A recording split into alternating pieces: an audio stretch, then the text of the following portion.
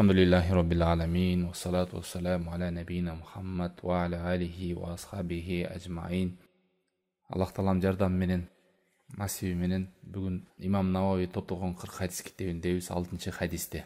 Бул хадисте Ан-Нуъман ибн Башир радıyallahu anhu قال سمعت رسول الله صلى الله عليه وسلم يقول. Абу Абдуллах Нуъман ибн Башир радıyallahu anhuma айтты, Аллахтын элчиси саллаллаху алейхи ва саллям ментип айтканын уктум. Иннал халала баййинун ва иннал харама баййинун ва байнахума муштабихатун. Чындыгында адал белгилүү жана арам да белгилүү. Ал эми бул экөөнүн ортосунда шектүү нерселер бар. Ла я'ламухунна кафирун минан нас. Муну көп адамдар биле бербейт. Фаман иттаqa шубухати истабра лидиниhi ва ирдихи ва ман вақаа фи шубухати вақаа фил харам. Ошондуктан ким мындай шектүү нерселерден сактанса, динин жана абийирин таза сактайт. Ал эми андай күмөндүү нерселерге түшсө, арамга түшөт. Карраи яр'a хавлал хима юшику ай яртаа фихи. Ала ва инна ликулли маликин хима. Ала ва инна хималлахи махаримух. Ала ва иннал фил жасади мудга. Ида салахат салахал жасаду куллух. Ва ида фасадат фасадал жасаду куллух. Ала ва хиял қалб. Равахул Бухари ва Муслим. Андайлар кудум эле корук жайдын айланасына кой жайган койчу сыяктуу. Койлору мына корукка кирип кетүүсү мүмкүн. Акыйкатта ар бир падышанын коругу болот. О адамдар кула Аллахтын коругу анын арам кылып койгон тыюу салгандар. Арам деген нерселер. Адамдын денесинде бир үзүм эт бар. Эгер ал оңолсо, бүт дене оңолот. Эгер ал бузулса, анда дене дагы бузулат дейт. Ал жүрөк деген. Ал чындыгында жүрөк. Мына ушул хадис 6-чы хадис. Бул хадисте Ахмад ибн Хамбал рахимахуллах айтат, дин 3 хадистин айланат деген. Мындай айтканда ошонун бири ниетке байланыштуу, иннамал амал бинният, чындыгында амалдар ниетке жараша болот деген хадис биринчиси. Экинчиси Айша энебизден келген. Кече өттүк ал хадисти. Кимде-ким бир амал кылып, ал нерседе биздин буйругубуз болбосо, ал кайтарылат, кабыл кылбайт деген. Анан үчүнчүсү ушул хадис. Бул деген өтө улуу, зарыл, диндин 3төн 1 бөлүгүн камтыган хадис. Бул жерде адал нерселер, арам нерселер, жана күмөндүү, шектүү болгон нерселер эскерилет. Жана адамдын жүрөгү ар бир күмөндүү нерсе, ар бир арам нерсе, ар бир адал нерсе, ал түздөн түз адамдын жүрөгүнө таасир берет. Ошого карап жүрөк оңолот, жүрөк оңолсо адамдын денеси оңолот, ал эми жүрөк бузулса адамдын денеси бузулат. Максаты арам болуу, адал болуу, кайсы нерсе адам көрүүсү менен, угуусу менен жана амалдар жасоосу бүттүгү түздөн түз жүрөккө таасир берет. Бул эки сахаба, атасы менен баласы экөө тең сахаба, улуу сахабалардан болгон. Уктум дегени бул жерде түзмө түз пайгамбар саллаллаху алейхи вассаламдан ортомчусуз өз уккандыгынан кабар берет. Мен уктум деп. Шейх Фаузан хафидахуллах хадисти түшүндүрмө берип, иннал халала байин ва иннал харама байин. Чындыгында адал нерсе ачык айкын, арам нерсе дагы ачык айкын дегени. Фал халалу байинун фима нассаллаху таала алейхи фил Кур'ан аннаху халал. Ачык айкын дегени бул Куранда ачык Аллах Таалам баяндаган нерселер айтылат дейт, халал деп. Мисалы Майда сүрөсүндө 1-аятында Ухиллат лакум бахиматул ан'ам. Силерге адал болду мал жандыктар деп. Адал экенине шек жок. Себеби Аллах Таалам ачык муну баяндады. Ва халаллахул бай'a. Аллах Таалам сооданы адал деди. Бакара сүрөсү 275-аят. Фал бай'у халалун ма лам яштамил ала гарар ау гиш ау хида. Соода адал нерсе, эгерде гана ошол жерде шарият тыйып койгон жерлер бар, алдап сатуу, кыянат кылып сатуу, айыптарын, кемчиликтерин жашырып сатуу болбосо, соода ачык, айкын, адал нерсе. Охуа мин атьябул макасиб, эң жакшы адал ырыскылардан, өз мээнети менен табып жеүүдөн. Адам эч кыжалат болбой эле соодада иштей берет. Ошондой эле ва иннал харама байин, арам нерселер дагы ачык аныктап койгон. Каякта? Аллах Таалам Куранында, пайгамбар саллаллаху алейхи вассалам сүннөттөрүндө. Аллах Таалам Куранда айткандай, Майда сүрөсү 3-аят, Хурримат алейкумул майитату ваддаму ва лахмул хинзир ва ма ухилля ли гайриллахи би. Силерге өлүк арам болду, кан арам болду, чочконун эти арам болду, жана Аллахтын аты аталбай башка нерсеге аталгандардын баардыгы, башка нерсеге аталып союлгандар арам болду деп. Ошондой эле Исра сүрөсү 33 аят: "Вала тактулун нафсаллати харрамаллаху илля бил хак". Аллах таалам арам кылды бир жанды өлтүрүшкө. Адамдын жанын кан төкпөгүлө, өлтүрбөгүлө акысыз. "Вала тaqrabu zina innahu kana fahishatan wa sa'a sabila". Зынага жакындабагыла. Чындыгында ал бузуку жол, эң жаман жол. Зынаны кылбагыла эмес, зынага жакындабагыла деди. Мындайча зынага алып баруучу, жакындатуучу нерселер. Көрүү, алар менен жалгыздыкта калуу, ошо зинанын баштапкы этаптары. وقال تعالى وحل الله البيع وحرم الربا. Аллах таалам соданы адал деди, процентти, сүткорлукту арам деди. فنص على تحريم الربا فما نص الله ورسوله على أنه حلال يؤخذ وما نص على أنه حرام يترك وليس هناك مجال للتردد إلا ممن في قلبه زيغ أو هوى. Аллах таалам жана Аллахтын элчиси кайсы нерсе адал десе ага бет алып алабыз, кайсы нерсени арам десе андан оолак болуп таштайбыз. Сүткорлукту Аллах таалам арам деди, бизге белгилүү сүткорлук, кредит арам экени. Соданы адал деди, бизге бул белгилүү адал экени. Ал эми кимди эканчы болуп ошону ташталбай аткан адам арам деген нерсени ага кайтып аткан адам жүрөгүндө оору бар, жүрөгүндө кыйшаюу бар, жана өз напсисин ээрчүү бар. Жүрөгү таза мусулман адам, Аллах тааламдан корккон адам адал деген нерсени адалдай кабыл кылат, арам деген нерсени арамдай кабыл кылат. Ва байнахума муштабихатун. Арам менен адалдын ортосунда күмөндүү, шектүү нерселер бар. Yani hunaka umurun mushtabihat baynal halal wal haram la yudra hal hiya minal halal aw hiya minal haram. Арам менен адалдын ортосунда кээ бир нерселер бар, күмөндүү нерселер. Ал адалбы же арамбы аны биле албайт кээ бир адамдар. Кээ бир жагынан карасаң адалдай көрүнөт, бир жагынан карасаң арамдай көрүнөт. Караса кээ бир сөздөр бар, бирөөлөр адал деп айтат дейт, бирөөлөр арам деп фатва чыгарган дейт, бирөөлөр адал деп фатва чыгарган деген тияктан бияктан угуп алган кептер болот. Кээ бир алымдар адал десе, кээ бирлер арам деди деп. Мына ушундай жагдайда адам кандай абалда болуш керек? Фахада муштабахун ла юдра хал хуа минал халал ау минал харам. Мына ушул учурда ал нерсени ташташ керек. Адам билбесе токтош керек ошол жерде. Адал экен деп адалга өтүп кетпей, арам экен деп арамга өтүп кетпей, ошол нерседен адам токтолуп, сактык кылып, динин аброюн сакташ үчүн токтолуш керек тактаганча. Fa in tabayyana annahu haram yatruk nihaiyan. Эгер анын арам экенин ачык айкын болсо, ал адам үчүн билсе, анда толук аны ташташ керек. Wa in tabayyana annahu halal ukhida. Ачык адал экенин билсе, аны ала берет. Amma lam yatabayyan wa huwa mushtabihun fa innal wara wal ihtiyat tarku hada shay. Айлеме арам экенин же адал экенин билбей шек санап турган болсо, анда динин жана аброюн сакташ үчүн андан оолак болуп таштаганы туура.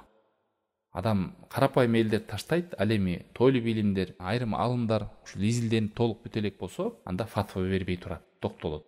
Андан кийин пайгамбар саллаллаху алейхи ва саллям айтып атат: "Ла я'ламухунна катирун минан нас". Ушул күмөндүү нерселерди көп адамдар билбейт дейт. Көңүл буруңуздар, эмне деп атат? Ла я'ламухунна катирун минан нас. Арам менен адалдын ортосунда кээ бир күмөндүү нерселер бар, аны көп адамдар билбейт дейт. Ли анна аксарун нас жухал. Себеби адамдардын көбү караңгылыкта, сабатсыздыкта бул өкүмдөрдөн далилге карап, кайсы бул туурабы, туура эмеспи, бул адалбы, бул арамбы, ал далилге муктаж. Аны көп адамдар биле бербейт. Көп адамдар билбейт дегени бул жерде далалат кылып турат. Аз эле адамдар муну билет. Алар кимдер? Алар илим ээлери. Аллах Тааламдын нематы менен кээ бир адамдарга илимди дагы, түшүнүктүү дагы, далил менен кайсы туура эмес экенин Аллах Таалам берген. Арам десе таштайт, адал десе аны аткарат. Ал эми кимге күмөндүү нерсе боло турган болсо, ал токтолот. Илим ээлери болсо фатва бербейт. Себеби ал жерде күмөндүү нерселер бар. Ал эми карапайым адам болсо фатва эмес, жакындабайт, оолак болот. Качанга чейин аны тактап билмейинче. Фаман иттака шубухат, мына ошондой күмөндүү нерседен оолак болсо дейт, мындай айтканда чек коет. Чек коет деген аны таштайт дейт. Тактап билмейинче бул арам, бул адал, бул боло берет же бул болбойт деген сөзгө барбайт. Ошону таштоо менен алыс болуу менен ал адам өзүнүн динин сактап калат жана аброюн сактап калат. Динин сактаганы арамды жеп албайт, арамга өтүп кетпейт. Ал эми аброюн сактаганы адамдардын сөзүнөн оолак болот. Өзүн күмөндүү нерсеге таштап койсо адамдар албетте аны сүйлөшөт, имандуу адамдар. Себеби бул үчүн ачык болбосо башка адамдарга үчүн аны арам экени ачык болушу мүмкүн.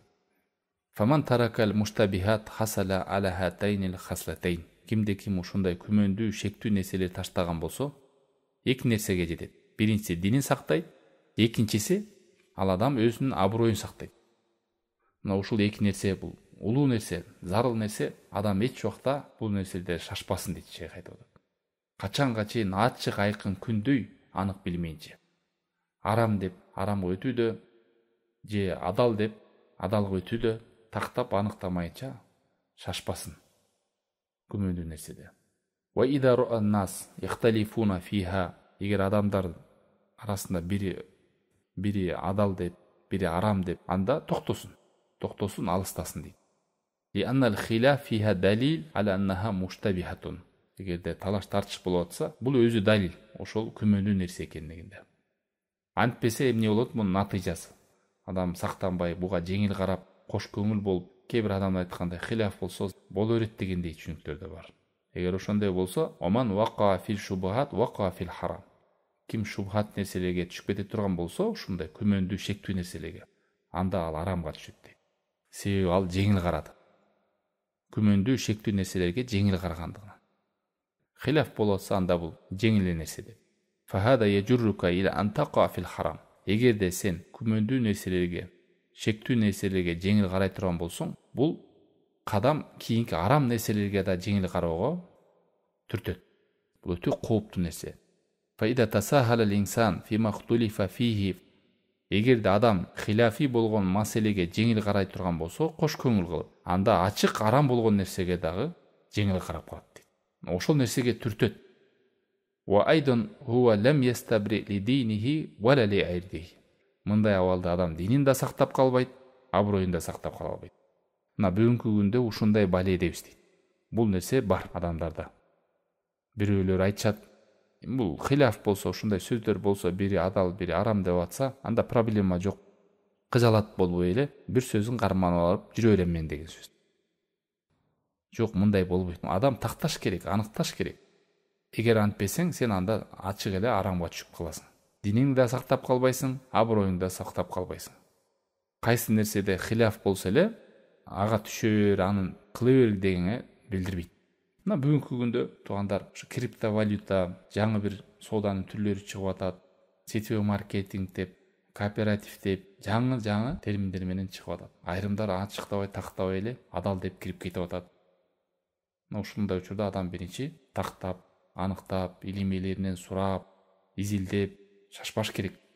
Элестетиңиз, пайгамбар саллаллаху алейхи вассаламдын бул хадиси, азыркы өтүп аткан хадис, диндин 3/1 бөлүгү дейт. Дин адам үчүн динден да өткөн, ыйманыңызды сактап калуудан да өйдө нерсе жок. Анан ушундай нерсеге жеңил карасаңыз, бул жерде арам менен адал маселе болот. Же арамды адалга чыгарат, же адалды арам дейт. Бул өтө кооптуу нерсе. Мунун артынан чоң балелер жатат адам үчүн. Жүрөк бузулат, азыр келебиз хадистин аягында. Аллах таламга адамдын үнү жетпейт, дуасы кабыл болбойт, ибадаты кабыл болбойт. Жүрөк бузулгандан кийин адам жүрөгү караят күнөөнүн артынан, арамдын артынан жүрөк караят. Ал барып адам таят бул динден. Аллах сактасын. Бүгүнкү күндүн балеси дейт. Көп адамдар ачыктабай, тактабай, аныктабай эле шашып, күмөндүү нерселерге кирип кетүүдө. Фалинсан ида арадан ямурра мин тарик. Эгерде адам бир жол менен бара турган болсо, ал билбейт, ал жолдо тынчтык барбы, жолдон адамдар тоногондор барбы, жокпу, жырткычтар жокпу, билбесе, фаиннаху ятажаннаб лиштибахи амрихи алейх дейт. Күмөн санап атса, ал жолдон алыс болгону жакшы дейт. Ва ихтимал ан якуна гайра амин, ал жол коопсуз экенин анык билбесе, балким ал жер кооптуу жер чыгар дейт. Бул жөнөкөй эле дүйнө ичинде кээ бир күмөндүү жерлер болот.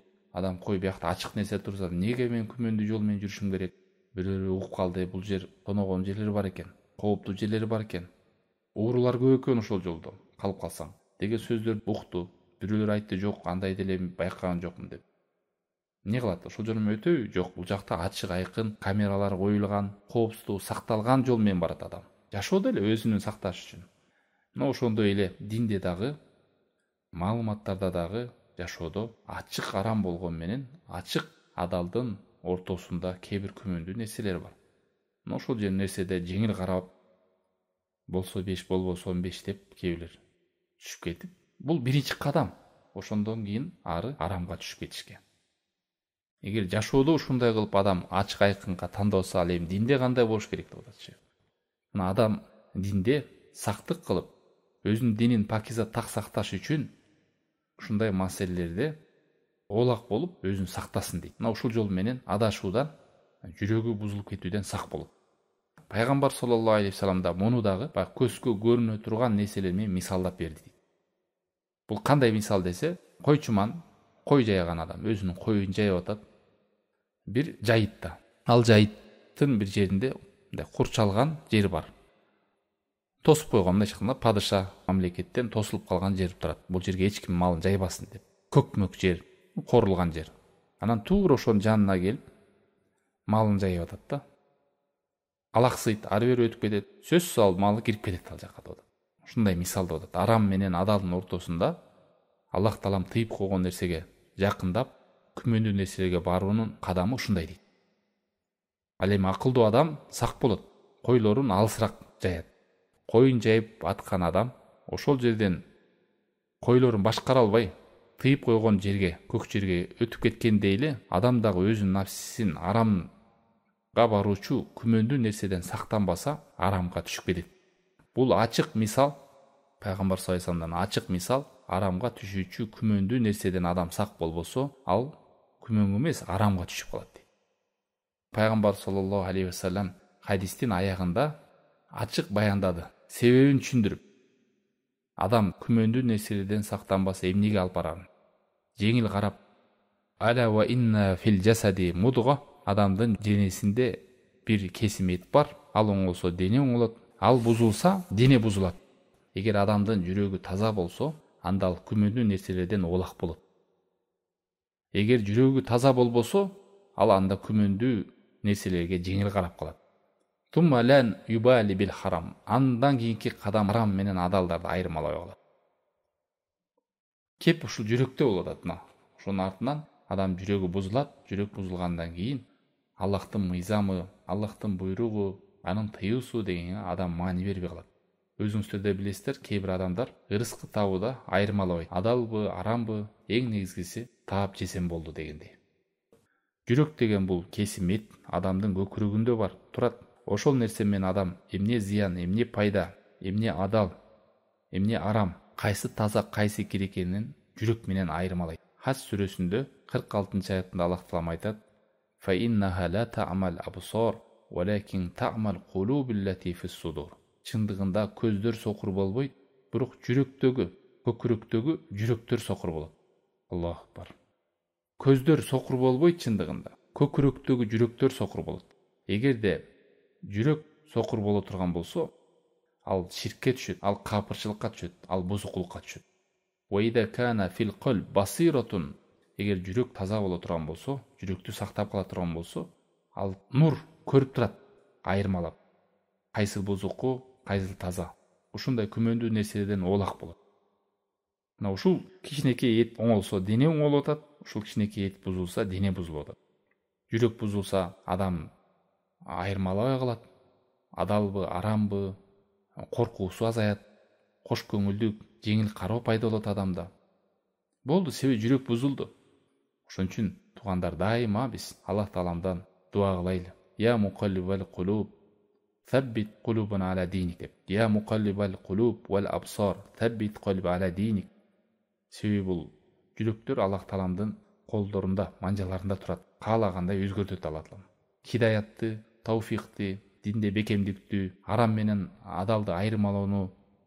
адал нерседе жүрсөк экенбиз, арамдан оолак болсок экенбиз. Ушул нерсени Аллах Тааландан көп сураныш керек туугандар. Эгер адам жүрөгүн бузуп ала турган болсо, арам нерсенин ачык билип турса дагы кайтпайт. Ушундай адамдарды көргөнсүздөр да, билет, далил алып келип бересиз, бул арам деп, ошондой бекен деп бирок жасап жүрө берет. Себеби жүрөк күнөө иштери менен жана шубхат нерселер менен бузулат. Эки нерсе менен жүрөк бузулат. Күнөө иштери менен жана шубхат. Шубхат деген жалган, туура эмес маалыматтар менен жана күнөө иштери менен. Ал эми адам арамын арамдай аныктап, адалын адалдай аныктап, күмөнүү нерселерден оолак болбосо, албетте ал күнөөгө түшөт. Ал шубхатка түшөт. Ошонун артынан арамга түшөт. Арам жегенден кийин күнөөгө түшөт. Күнөөгө түшкөндөн кийин жүрөк бузулат. Жүрөктүн бузулуу жолдору көрүү менен жүрөк бузулат. Арам нерселерди көрүү менен. Арам нерселерди угуу менен жүрөк бузулат. Күмөндүү нерселерден адам сак болуш керек туугандар. Музыка уккандар, арам иштерди, бузук иштерди уккан адамдар жүрөктөрү жабылып калат күнөө иштери менен дейт. Арам нерсени жегендер дагы жүрөктөрү жабылып калат. Арам нерсени жасагандардын да жүрөктөрү жабылып калат. Ошонун артынан жакшылык иштерге бет албайт, умтулбайт дейт. Ошондуктан адам жүрөгүн оңдой турган иштери менен алек болсун. Жүрөгүн бузууга себеп боло турган амалдардан оолак болсун. Бүгүнкү күндө мына сот тармактар бар. Азыр мына TikTok дегени чыкты, Instagram. Анан адамдар ошону барактап ачып атканда билип атат. Күмөндүү жерлери бар. Кайдымкы ачып атсаңыз, өзүңүздүн ыйманыңызды өзүңүз сыноого таштап саласыз. Ошол жерде ачынганда чечингендер чыгат, бийлегендери чыгат. Аны адам бир карайт, эки карайт, ушинтип жүрөк отура берет. Кийин барып ага маани деле бербей калат. Көз менен күнөө табат. Интернетте деле ошол. Бул ачык акырын өзүнүн ыйманын сыноого таштап салгандар да. Алла сактасын. Ошону алдын алып, билип атат бул жакты көргөндө сөз ал жердин баардыгы эле түз шариаттын чеги менен жасалган нерсе эмес. Түрлүү түркүн адамдарды көрөсүң. Ошону билсе дагы өзүнүн ыйманын күмөндүү бузуку нерсеге таштап салып атат. Ал эми жанагы арам менен адалда боло турган күмөндүү нерселер, шубхат, маалыматтар, жаңы чыккан нерселер, же алымдардын ортосунда хилафи деген маселелер, ошолорду ачык тактамайча, бирөөгө адал деп, бирөөгө арам деп, же өзү ошол нерсени жасап кетүүдөн адам сак болуш керек. Качан ошол аныкталмайынча. Ал эми адал нерсе, анык болгон нерселер белгилүү, арам болгон нерселер белгилүү. Бул Аллах Тааланын сөзү менен, пайгамбар саллаллаху алейхи вассаламдын хадиси менен. Ал нерселерде шек жок. Адалын адалдай, арамын арамдай кабыл кылабыз. Болгону кээ бир күмөндүү, шектүү нерселер бар. Бир жагынан карасаң адалдай көрүнөт, бир жагынан карасаң арамдай көрүнөт. Аны билбесе, адам ага баш багып, ал нерсеге өтүп кетпей туруш керек. Качанга чейин тактамайынча. Тактабай эле кайта кирип кетип, арам турбайбы мен жасап жүрдүм эле деп. Же башка бирөө айтат, туган бул арам кылып атат, башка бир. Ушундай десе, аны жаман көрөт. Эмнеге деп өзү күмөндүү нерсеге таштап салса, аны башка бирөө айыптаса өзүнөн көрсүн деген Умар ибн Хаттаб. Күмөндүү арам нерселерге өзүн таштап койгон, аны башка адамдар көрүп айыптаса, капа болбош керек, өзүнөн көрүш керек. Жашоодо адамдын бузулуп кетишине эки тарап бар. Бири шахват бар, экинчиси шубхат туугандар. Шубхат бул маалымат жактан келет. Адам тактабай, аныктабай, укканын амал кыла турганын билбей эле, аныктабай эле кирип кете турган болсо, шубхат менен жашоосун талкалайт. Экинчиси шахват, бул ошо курсагына кире турган тамагы, анан жыныстык мүчөсү, напсиси тарта турган нерселер. Адам баласы динин сактайт бул жашоодо, ыйманын сактап калат. Себеби ошол нерсе жүрөккө кыжалат алып келип, шубхат болуп жүрөт дагы, ал өрчүйт, өнүгөт. Убагында тактап, аныктап билип алыш керек. Саллаллаху тааля аля хайр халкихи ва аля алихи ва сахбихи ажмаин. Субханакаллахумма бихамдика, ашхаду ан ла иляха илля анта, астагфирука ва атубу илейк.